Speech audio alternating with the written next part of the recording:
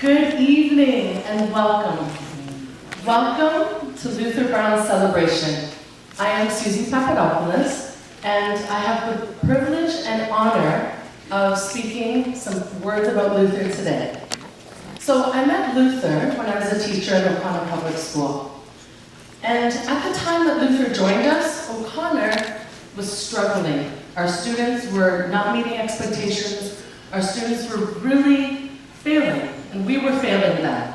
So in comes Luther with his big old warm smile, his warm belly laugh, because everybody here knows he has a good belly laugh, and his good-looking suits. And he single-handedly worked out a way to create a community with us so that every single voice, every teacher, every kid, every staff member, everybody was heard. Every voice was respected, and every idea was listened to. So what that then created was, with his strong leadership skills and his vision, all together we collaborated, and he created with us a culture where everybody was successful. So what did that look like? That looked like Luther inspiring all of us. He helped us shift and change our mindset, which we know is not so easy. He also helped us better our practices and up our academic rigor. Okay, so that means a lot, because at O'Connor, that's what we were looking for and we needed. We needed that type of leadership that he had. So that resulted in an amazing historical change. So that resulted in a change where our students, in every single grade, from little teeny tiny to grade 5, started meeting expectations, and all their literacy and numeracy skills were elevated. And it allowed the parents and the community to be empowered, it gave them tools, and really it was with Luther's inspiration and leadership that was possible. So I often think to myself, and I think about that all the time, because I want to bottle it. Like, what was the magic? There was magic there. And I was part of that magic, but I thought about it, and you know the magic is Luther. He's the magic. That's what it was. It was because of his unwavering belief. He genuinely believed, his genuine belief was that every student will succeed. He wasn't going to leave anybody behind. And they did. So I would like to take this opportunity to personally thank Luther for being my mentor. Lucky me. You played the biggest role in helping me shape my career and in just my growth and development. So he did something. Every conversation, no matter if it's about music or DJing or cars or shiny shoes, he seemed to find a way to slip in Jim Collins. The book, Good to Great. I just couldn't escape that book. So, for those of you that have worked with Luther and talked with him, Luther exudes the greatness that we talk about all the time. And although we're here to celebrate his career in education, this is just one chapter that's closing, because guess what? He is starting a new chapter. That is what he is doing. We know he's not sitting on the couch at home. He is going to start a new chapter where his greatness and inspiration carries on and continues, and it is going to affect many more people in life. So I look forward to the day when we will be calling him Dr. Luther Brown. Thank you.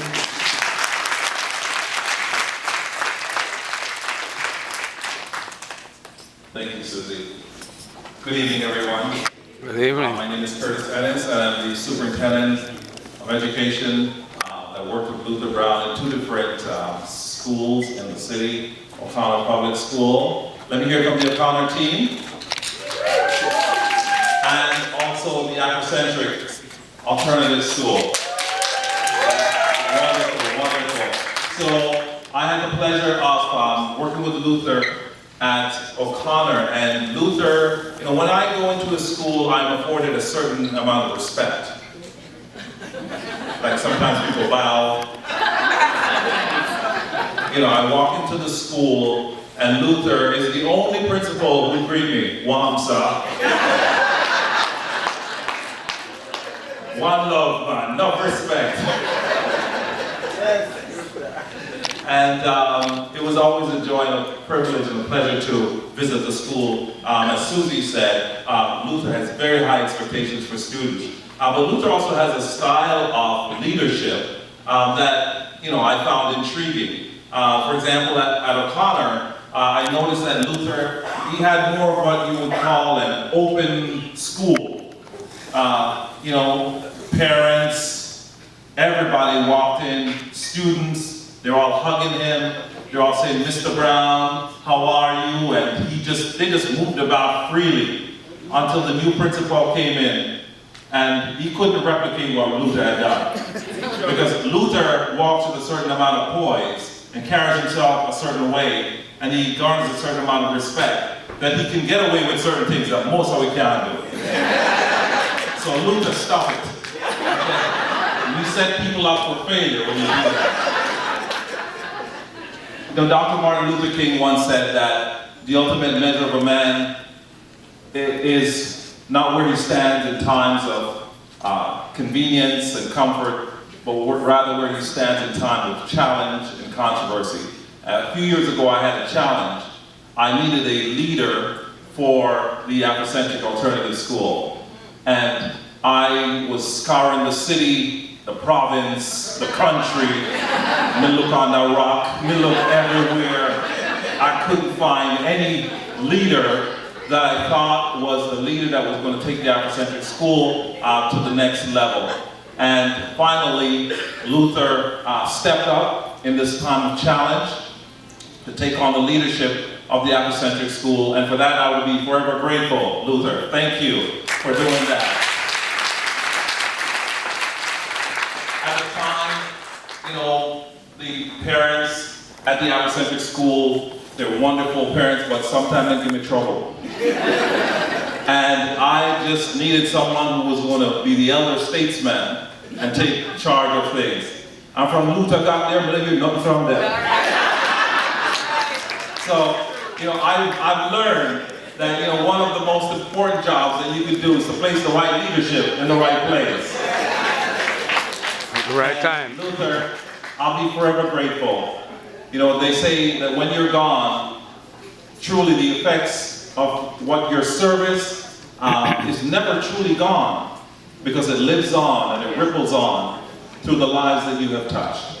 And so although you're leaving us and retiring, the contributions that you have made, the impact that you've had, will live on for a very, very long time. To Luther Brown. Thank you. Come up here. I want to thank you for causing you broke the ice for me when I hear you went into the vernacular. I said, thank you, Lord, because now we can relax and be myself. I was wondering if I was speaking spoken the whole language. That was a big, you take a big burden off of my head. When you hear you say, wow, son, the people them laugh. They say, okay, them all right. Thank you, Curtis.